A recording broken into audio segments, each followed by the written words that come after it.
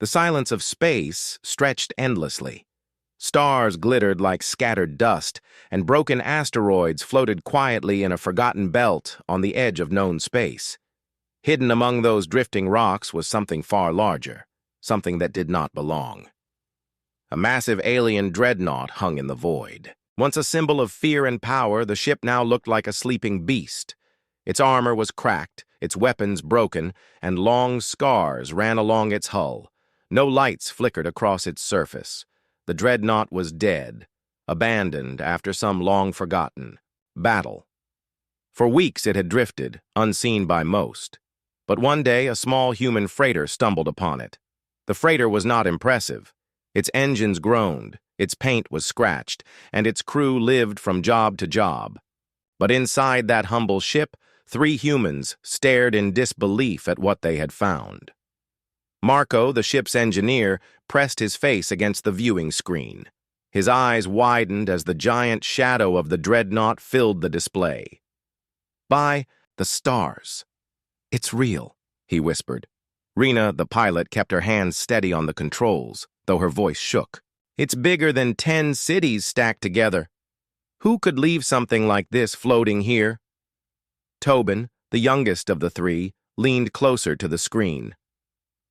"That's an alien warship, a dreadnought. My uncle told me stories about these ships. They could destroy whole fleets alone." The 3 sat in silence, their tiny freighter drifting in the shadow of the massive wreck. Compared to the dreadnought, their ship looked like a toy. Marco broke the silence. "If we report this, the fleets will come. They'll tear it apart for metal and parts. We won't even get thanks." Rena raised an eyebrow. "So what are you suggesting?" Marco's eyes gleamed. "I'm suggesting we claim it. We found it. That means it's ours." Tobin laughed nervously. "Ours? That thing is the size of a mountain. We can't even fix our own freighter without struggling. What makes you think we can do anything with this?" Marco smiled, a mix of madness and excitement. "Because humans don't throw away opportunities. We build. We rebuild. Even if we have to start small, this could change everything." Rena's eyes stayed on the ship. She had flown through many systems and seen many stations, but nothing like this. The dreadnought's structure was alien, yes, but it was also strangely beautiful. Its long frame carried designs that no human ship could match, smooth lines mixed with sharp angles almost like a sculpture. Even broken, it was impressive. After hours of scanning, they found the dreadnought's power completely gone. No signals, no life, no traps. It was truly dead. With slow and careful movements, Rena guided their freighter closer until they touched the outer hull. The humans stepped into their suits and floated across the surface of the alien ship. For the first time, they felt just how enormous it was. Its walls rose around them like cliffs, each panel bigger than their entire freighter. "Feels like walking on a fallen giant," Tobin muttered as his boots clamped onto the surface. Inside, the corridors stretched endlessly. Dust drifted in zero gravity, disturbed only by the glow of their lamps. Alien markings ran along the walls, symbols none of them understood. In some places, broken wires floated like vines. In others, doors hung open, leading into chambers filled with empty weapon racks and shattered consoles. Rena's voice echoed in the silence. "Imagine what this ship saw. How many battles it fought. How many ships it destroyed." Marco touched one of the alien walls gently. "And now it's ours." Hours passed as they explored deeper, marking paths on their scanners.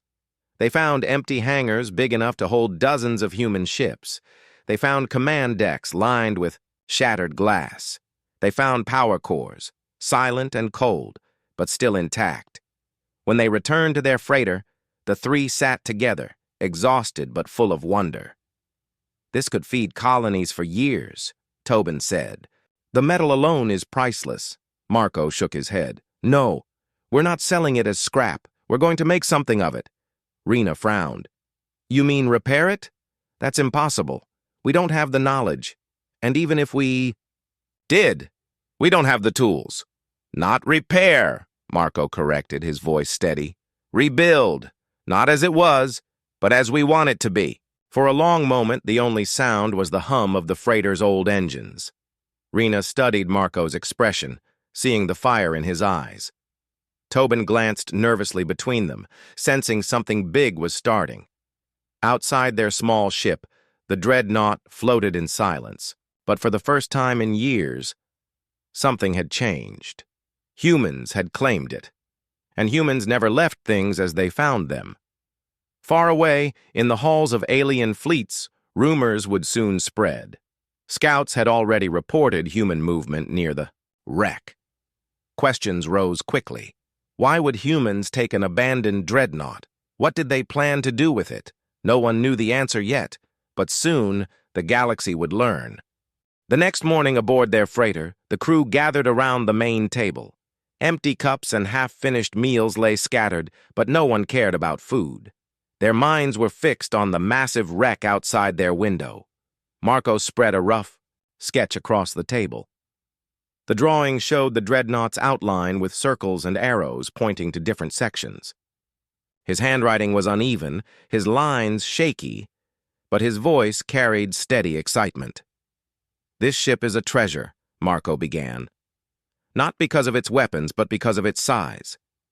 Do you realize what we're sitting on? This is a city waiting to be built. Tobin blinked in confusion. A city? It's a warship. Everyone knows dreadnoughts were made for battle. Marco tapped his pencil against the sketch. That's what they built it for. But we're not them. We don't have to follow their purpose. What if we strip the weapons, repair the structure, and use it as a home? Not just for us, for hundreds, maybe thousands of people? Rena leaned back in her chair, crossing her arms. Her eyes narrowed as she studied him. That sounds like madness.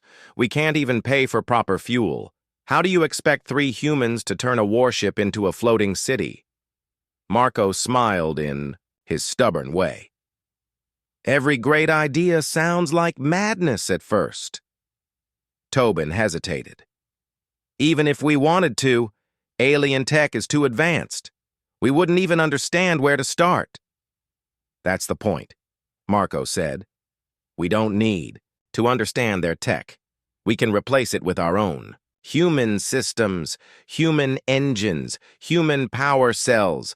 It won't be elegant, but it will work. Silence hung in the air. The hum of the freighter's old reactor filled the gap as the others thought about his words. Finally, Rena sighed. Suppose we agree.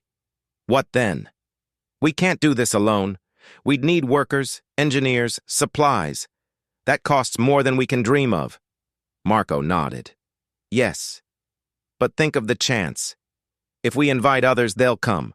Colonists looking for homes, miners looking for steady work, families looking for safety. The galaxy is full of people searching for something better. We could give it to them. Tobin leaned forward, his voice cautious but curious. So you're saying, turn a warship into a station, a place where people can live? Marco's eyes lit up. Exactly. Not a station stuck to a planet, a moving home, a fortress, not for war but for survival. Rena rubbed her forehead. You make it sound simple, but if the aliens find out, they won't just watch. That dreadnought was theirs. They'll see us as thieves. Marco's jaw tightened. Maybe, but they abandoned it. They lost it in battle. And humans have always taken broken things and made them new, Tobin whispered, almost to himself. The galaxy won't believe it until they see it. The 3 sat in thought, the weight of the idea settling over them. Outside, the dreadnought floated, silent and waiting. Days turned into weeks as they worked. At first, progress was slow. They connected their freighter directly to the alien hull using cables and makeshift airlocks. Each step felt like crawling through the bones of a giant. Marco led the repairs, prying apart alien consoles and fitting them with human parts. Where alien engines were too complex, he replaced them with clusters of smaller human thrusters. Where alien power conduits had failed, he stretched long chains of human-made wiring. It was messy. It was ugly. But little by little, sections of the dreadnought began to flicker back to life. Rena charted maps of the interior, marking which halls were safe, which ones collapsed, and which could be restored. She organized storage rooms and cleared hangars, turning them into temporary workshops. Tobin learned quickly, following Marco's instructions and inventing his own clever fixes. He once used spare mining drills to cut through a blocked passage. Another time, he turned old cargo crates into makeshift beds for workers they planned to bring later. Each evening, the three gathered in their freighter's small cabin. Their clothes were dirty, their bodies tired, but their eyes carried sparks of excitement. Every small success pulled them deeper into the dream. Far away, across the stars, alien scouts watched. Their ships hid beyond the asteroid belt, cameras recording every move. Reports were sent back to their empire. At first, the alien commanders laughed. Humans think they can tame a dreadnought? Let them waste their time. But one commander, Veyron, did not laugh. He studied the reports carefully.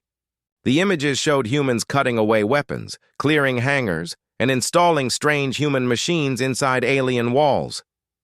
These humans are not scrapping it, Veyron muttered. They are reshaping it. His advisors dismissed him. Even if they try, it will fall apart. They lack knowledge. But Veyron kept watching, his unease growing. He knew humans were stubborn. He knew they thrived where others failed. And he feared what would happen if they succeeded. Back on the freighter, Marco stood before the window, staring at the dark giant outside. This ship was built to bring fear, he whispered. But we will turn it into hope. Rena stepped. Beside him, her voice quiet but firm. Then we'll need more than hope. We'll need people willing to believe in this madness. Marco nodded. Then let's give them a reason. The dreadnought floated in the void, silent yet alive with new purpose. It was no longer just a relic of war. It was the beginning of something the galaxy had never seen before.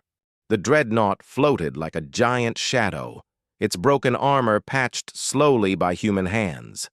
From a distance, it looked lifeless. Yet inside, sparks of light and sound had begun to return. Humans were crawling through its halls, fixing, cutting, and reshaping. But they were not alone in watching this work.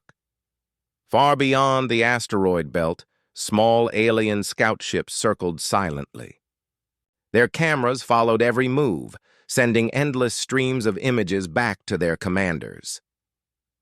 On the alien homeworld, in a grand hall filled with glowing screens, the commanders of the Empire gathered. The largest screen showed the dreadnought, its once feared hull now covered with strange human scaffolds and machinery. One commander laughed, his voice sharp. Look at them, humans patching a dreadnought with scrap metal. Do they think it will fly again? Another shook his head. They are desperate creatures, always tinkering, always building. But this is beyond foolish. A dreadnought is not a toy. Only one voice stayed quiet. Commander Veyron stood near the edge of the hall, his eyes fixed on the moving images. He had studied humans for years, and what he saw unsettled him. Do not be so quick to mock, Veyron said at last. They are not trying to restore the dreadnought to its original power. They are making it into something new. The others turned toward him. What do you mean? Veyron pointed to one of the recordings. See here. They are not repairing the alien weapon cores. They are removing them. And here. They have opened a hangar, cleared the wreckage, and brought in containers. That is not war preparation. That is construction. They are turning it into a home. A ripple of disbelief spread across the hall. A home? Inside a dreadnought? One commander scoffed. Absurd. Veyron's eyes narrowed. Absurd, yes, but possible. And if they succeed, it will change how every species views humans. Meanwhile, inside the dreadnought, Marco, Rena, and Tobin worked tirelessly. The alien corridors, once silent and lifeless, now echoed with the hum of human tools. Marco wiped sweat from his brow as sparks flew from a welding torch. "There! That bulkhead should hold. Next, we reroute power here." Tobin hauled a heavy coil of wire, his arms aching. "I don't understand. Why replace all these systems? Wouldn't it be easier to just learn the alien tech?" Marco shook his head.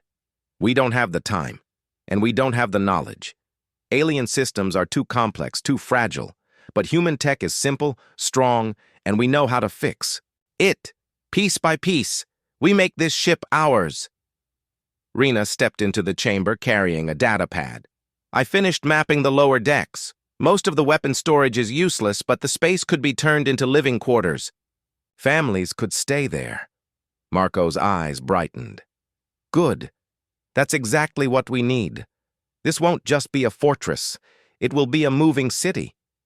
Word of their progress spread faster than they expected. Traders passing near the asteroid. Belt whispered stories at spaceports. Miners claimed they saw lights flicker inside the dreadnought again. Some laughed at the rumors. Others grew curious. By the time these whispers reached the alien empire, the commanders were already debating their response. "They are trespassing," one declared. "That dreadnought belongs to us. It must be reclaimed." Another shook his head. "Reclaimed? It is broken beyond use. We left it because it was useless. Why waste resources?"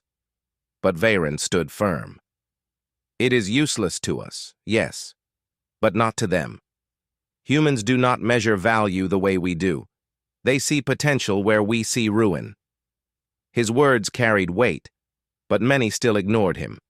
Back inside the dreadnought, life was returning in small ways. The humans had managed to restore a basic power grid using patched-together reactors from their freighter. Dim lights now glowed faintly along some of the corridors. Tobin wandered those halls one evening, his lamp bouncing off the strange alien walls. He stopped before a vast window, cracked but still holding. Beyond it, the stars glittered, endless and bright. Rena joined him, her steps light. "Hard to believe we're standing inside a ship that once terrified entire fleets." Tobin smiled faintly. "And now we're planning gardens and schools in it. If anyone told me this weeks ago, I'd have called them crazy." Rena's voice softened. "Maybe we are crazy, but maybe that's what makes us human. We don't give up on impossible things." At that moment, Marco's voice crackled through the comms. "Come to the command deck. You'll want to see this." They hurried to the front of the ship, where Marco stood over a console. The screen flickered, showing a rough outline of the dreadnought. Several sections were now highlighted in green. "We've done it," Marco said with pride. "Power is stable in the forward decks. This ship is waking up." Tobin's eyes widened. "Piece by piece, it's really happening." Rena stared at the glowing map, her heart steady. "Then let's keep going. If we stop now, it will just be a dream. If we finish, it will be history." Far away in the alien command hall, Varen received the latest report. His eyes narrowed as he read the details. The humans had restored power to several decks. They were converting weapon bays into homes. He turned to his fellow commanders. "You see, they are not fools. They are visionaries. Mark my words, this will not end as you think. The humans are making the dreadnought into something the galaxy has never seen." But the others only laughed again. To them, the humans were small, stubborn, and reckless. To Varen, they were something far more dangerous, unpredictable, and, in the silence of deep space, the dreadnought continued to change. No longer just a relic of war, but the first sign of something greater.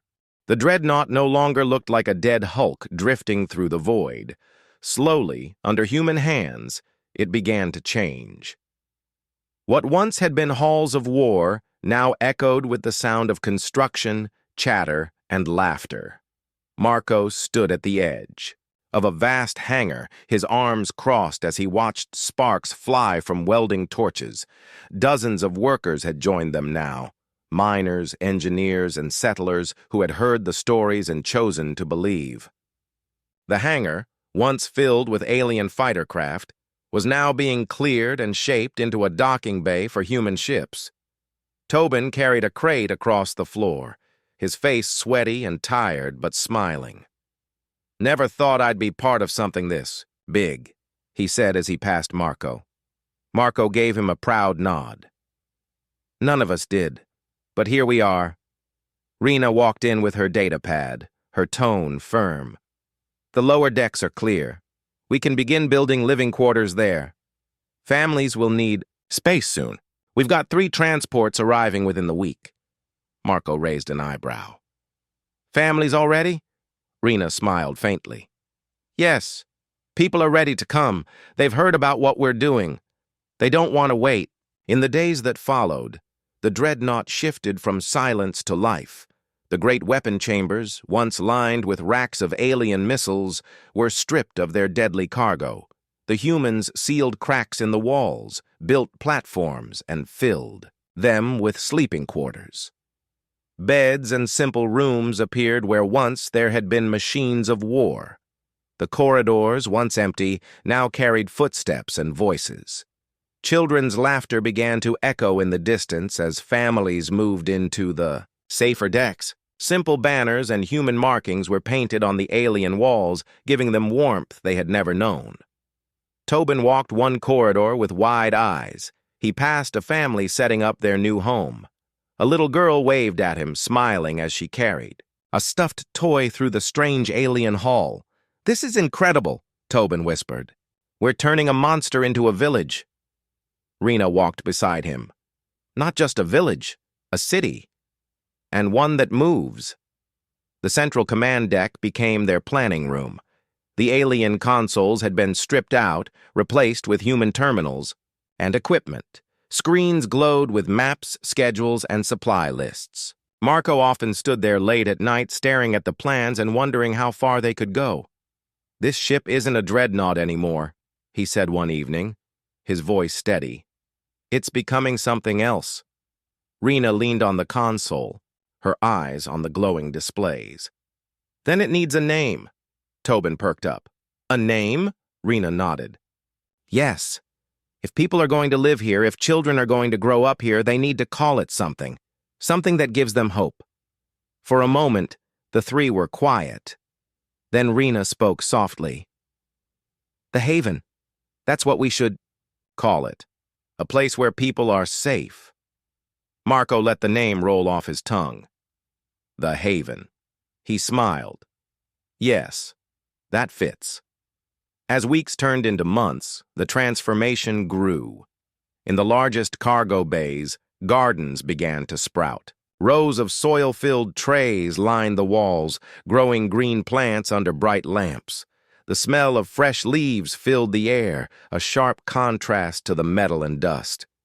Farmers worked alongside engineers, turning once dead space into fields that could feed hundreds. Rena visited often, enjoying the sight. She stood watching a boy pick a ripe tomato, his laughter echoing through the chamber. "Who would believe this?" she said aloud. "A dreadnought growing food." Tobin laughed beside her. "If I didn't see it myself, I wouldn't believe it either." Elsewhere, engineers turned storage rooms into classrooms. Children sat on simple chairs, listening to teachers explain lessons while drawings decorated the alien walls.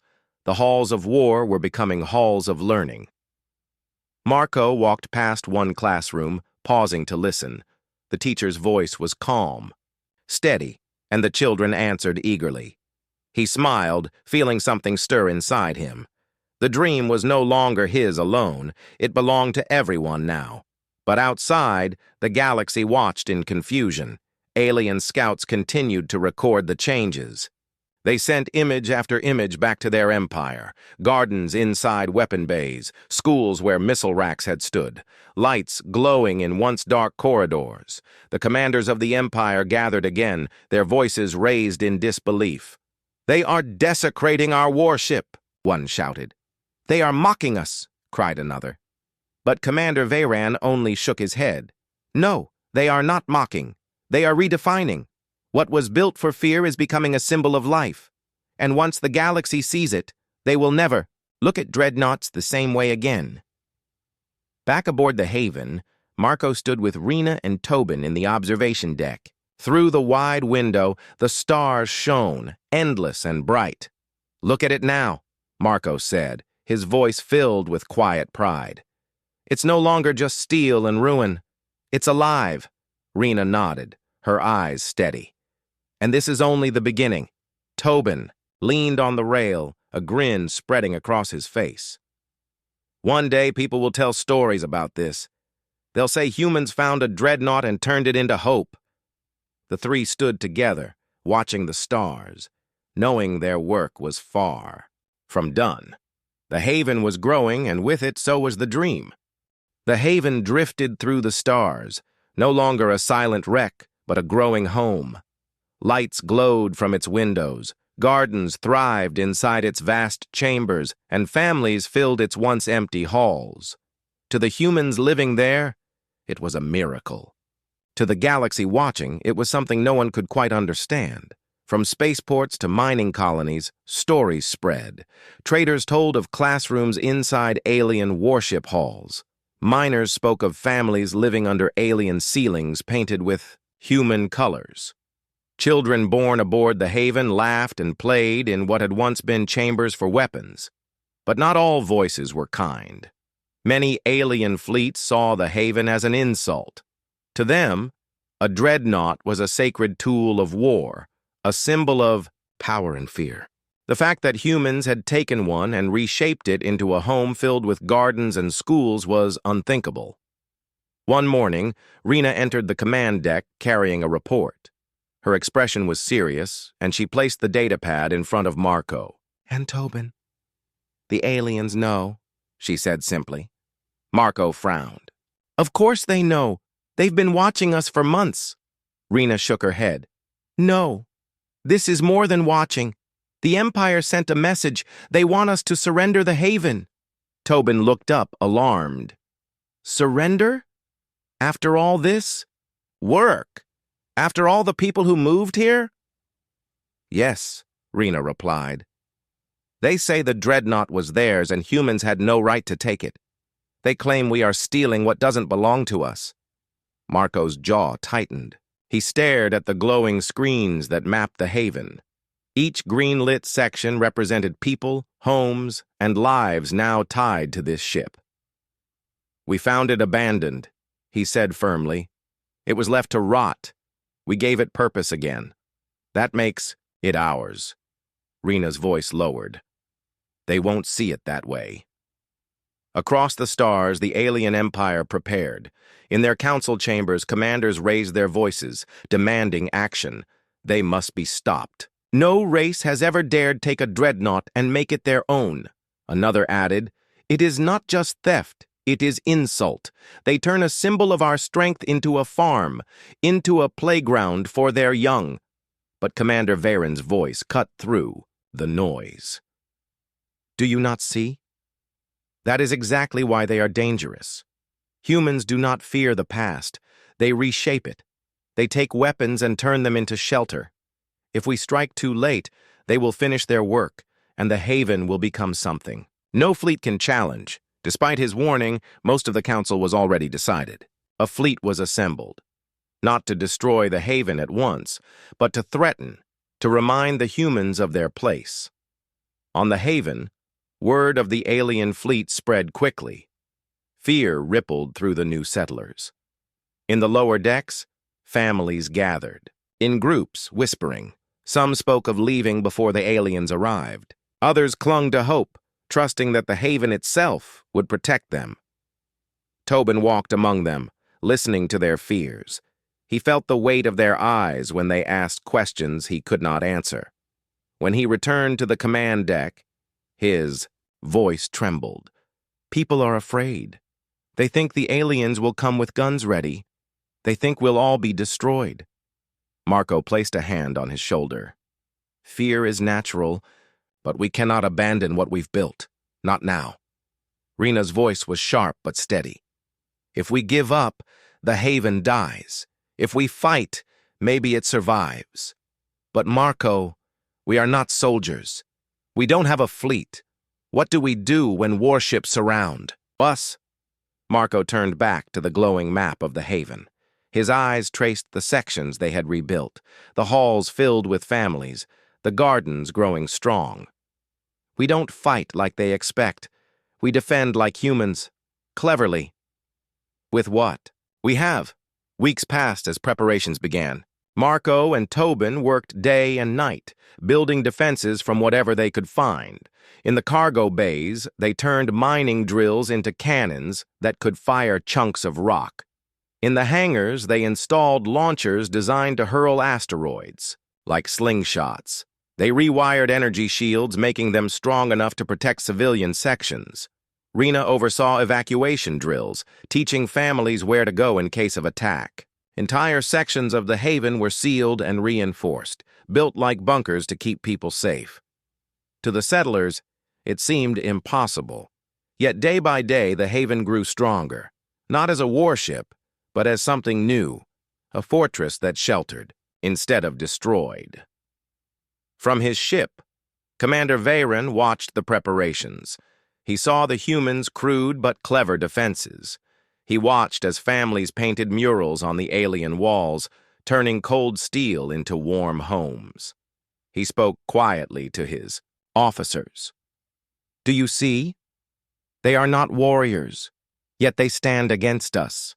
They are not builders of war, yet they turn broken pieces into shields. If we strike, we will not just face guns. We will face their spirit. And spirit is harder to defeat than steel. Back on the haven, Marco stood with Rena and Tobin on the observation deck. The stars stretched before them, silent and endless. But the knowledge of an approaching fleet weighed heavy. Soon, Rena whispered, they'll be here. Tobin's hands tightened on the rail. Do we really have a chance? Marco's eyes stayed fixed on the stars. His voice was calm but full of fire. We have more than a chance. We have something worth protecting. That makes us stronger than they know. The haven drifted in silence, but inside its walls, hope burned brighter than fear. The galaxy would soon see whether humans could hold on to their dream, or if the Empire would crush it before it was complete. The stars were calm, but tension filled the haven. Scouts had reported a massive alien fleet approaching. It was not yet here, but the knowledge of its arrival weighed on every deck. Families tightened their schedules, workers doubled their efforts, and the humans in command prepared for what they feared but refused to call defeat. Marco stood on the observation deck, staring at the distant lights of the incoming fleet. The ships glinted like small stars, each one massive and armed. He did not flinch. Instead, he turned to Rena and Tobin. They think they can scare us, Marco said quietly. They will see something they did not expect. Rena's voice was steady. And if they attack? Marco looked back at the haven. We don't have their firepower, but we have our wits. That has always been enough. The aliens arrived without warning. The fleet surrounded the haven in a precise formation. Their cannons glimmered with energy, ready to fire at the first sign of resistance. On board the haven, lights flickered as the humans activated their defenses. Tobin ran through the hangars, checking each launcher. Rocks loaded, shields stable, emergency bunkers ready. I think we're set, he reported, panting from exhaustion. Rena moved from deck to deck, ensuring families were in safe zones. Everyone is accounted for, she said. All civilians are secured. Marco's hands moved over the central control panel. He activated the modified shields and prepared the asteroid launchers. Let them come. We'll show them what humans can do. The first shots came without warning. Energy beams from the alien fleet struck the outer hull. Sparks flew, but the Haven held. The shields absorbed the impact, and the launchers responded. Chunks of asteroid rock, fired with precise human engineering, struck alien hulls. The fleet staggered, unable to comprehend the unusual defenses. From the observation deck, Tobin grinned. "They're confused. They expected a normal ship, not whatever we built here," Rena nodded. "We are more than they counted on. That's human ingenuity." Marco adjusted the energy shields to cover the most vulnerable civilian decks. The aliens tried several more attacks, but each one failed. The Haven was a fortress, not because of raw firepower, but because of clever planning. Inside, families huddled in bunkers, listening to the rumble of the distant battle. Children asked questions, their voices quiet. Teachers and volunteers calmed them. A little boy tugged on Tobin's sleeve. "Will we be okay?" Tobin smiled and knelt to his level. "Yes, we're safe. This is our home, and we built it to protect us." The boy nodded, a small smile forming. "It's big and strong." Tobin laughed quietly. "Yes, stronger than it looks." Outside, Commander Varen watched the fight from his observation ship. His face was serious, eyes narrow. He had expected humans to run, to surrender, or to crumble under fire. But they did not. "They are not like other species," he muttered to his officers. "Their ship is crude compared to ours. Their weapons are small, but they are thinking differently. And thinking differently is dangerous." The alien fleet had never faced an enemy like this. No dreadnought had ever been used in such a way. Where they expected a warship, they found a moving city, filled with lives worth protecting. Varen shook his head slowly. "They have turned a weapon into hope, and hope is harder to destroy than steel." Hours passed as the battle continued without full engagement. The aliens tested every defense, but the Haven held. Asteroids launched with perfect timing destroyed small attacking ships. Shields absorbed blasts from even the largest cannons, and the civilians remained safe inside, watching history unfold around them. Marco, Rena, and Tobin worked tirelessly. They coordinated defenses, patched hull damage, and rerouted power to critical areas. Every action was precise, every decision a matter of survival. Tobin paused, wiping sweat from his brow. "I never thought I'd be in a battle like this without guns that match theirs." Marco smiled, determination shining in his eyes. "That's the point. Humans survive because we do what others can't imagine. The aliens expected war. We gave them defense, clever, not violent. That is our strength." Rena nodded. "And they cannot destroy what protects life instead of taking it." As the fleet finally withdrew, confused and frustrated, the Haven remained intact. Its hull was scratched, some minor damage existed, but not a single civilian was harmed. Humans poured into the observation decks, cheering quietly. The families looked around in awe at the floating city that had kept them safe. Marco stepped onto the deck, his voice calm but proud. "They wanted to test us. They wanted to see if we would break. But we didn't. We stood our ground, and we protected everyone inside. That is what matters." Rena smiled at him. "And they saw it. The aliens saw it. They will never underestimate humans again." Tobin looked out at the stars, the alien ships retreating. "And the Haven. It's stronger than I imagined." Marco rested a hand on his shoulder. "It will grow stronger every day. Today they tested us. Tomorrow we build a future they cannot destroy." And so, the Haven drifted on, a living testament to human ingenuity, courage, and spirit. A dreadnought, no longer feared but celebrated, a moving city that had survived its first true trial. The stars stretched endlessly around the Haven, calm and quiet after the recent battle. Inside, life was already returning to normal. Families moved through the halls, children played in the corridors, and gardens thrived in spaces that had once been weapon bays. The Haven had survived its first test, and its people were stronger for it. Marco stood on the observation deck, watching the stars flicker in the distance. He thought of the alien fleet that had come and gone, their attacks repelled not by firepower, but by human ingenuity. The dreadnought had changed hands, changed purpose, and now carried hope instead of fear. Rena joined him quietly. "People are already calling this a miracle," she said softly. "The Haven is more than a home. It's a symbol." Marco nodded, his eyes on the stars. "It shows the galaxy what humans can do. We don't just survive. We transform, we build, and we protect what matters." Tobin entered the deck, carrying a datapad filled with messages. "Reports are coming in from other systems. Traders, explorers, and even distant colonies are sending word. Everyone wants to see the Haven. They are calling it a new type of city." Rena raised her eyebrows. "A city in space? That's exactly what it is. They see that humans don't just use ships for war. We can use them for life." Marco smiled faintly. "Then we've started something bigger than ourselves. The Haven isn't just ours anymore. It belongs to everyone who dreams of a better life." In the lower decks, families celebrated quietly.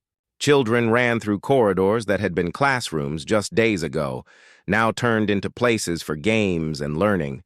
Parents tended small gardens, harvesting fresh vegetables that had grown from human ingenuity. The once empty halls of a warship now rang with laughter, music, and life. One little girl tugged on her mother's sleeve. "Mom, will we always live here?" Her mother smiled. "As long as we protect it, yes, this is our home now, and it will grow with us." Tobin, walking past, overheard the conversation and felt a swell of pride. He had helped build this. They had all helped build it. Far away, the alien empire continued to watch. Reports reached their councils, showing the Haven thriving despite their warnings. Commander Veyron spoke again to his peers. "They have done the impossible," he said, quietly. "A dreadnought meant for war is now a place of life. The humans have reshaped it not by strength, but by vision. They have reminded the galaxy that power is not only measured in weapons, but in courage, ingenuity, and care for life." Many of the other commanders still argued. "It is only temporary. The humans cannot maintain it. It will fail." Veyron shook his head. "No, this is not failure. Humans build where others see ruin. They make hope from wreckage. We cannot stop that. We can only watch and learn." On board the Haven, Marco, Rena, and Tobin met in the central command deck. The hum of life filled the ship. Lights glowed warmly, children's laughter echoed faintly, and the hum of the engines provided a steady rhythm. Marco looked at the two of them. "We started with nothing but a broken dreadnought. We saw potential, where others saw only ruins.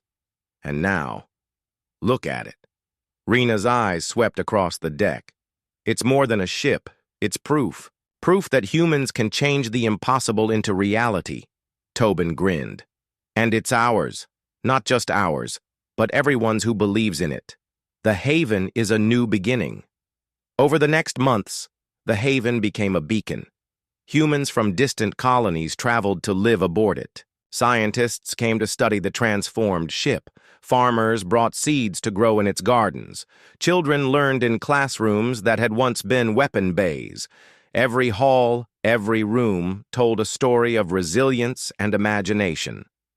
Marco often walked the decks, quietly watching life grow.